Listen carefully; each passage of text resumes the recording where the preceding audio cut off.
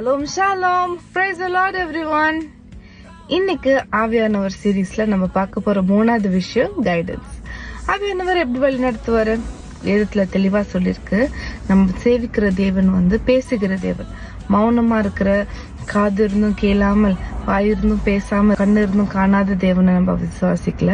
நம்ம பேசுகிற தேவன், நம்மளோட சத்தத்தை கேட்கிற தேவன், நம்ம கண்ணீரை காண்கிற தேவன், இன்னைக்கும் மரித்தாலும் உயிரோடு இருக்கிற தேவனை தான் நம்ம சேவிக்கிறோம்.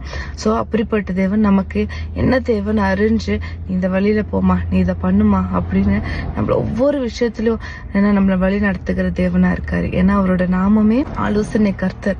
அநேக ஆலோசனைகளை கொடுத்து நம்மள வழி நடத்த வல்லவரா இருக்காரு. ஆனா அந்த ஆலோசனை பெற்றுக்கொண்டு அவர் பாதையில நடக்க நம்ம வில்லிங்கா இருக்குமா, அதுதான் ரொம்ப முக்கியமான விஷயம்.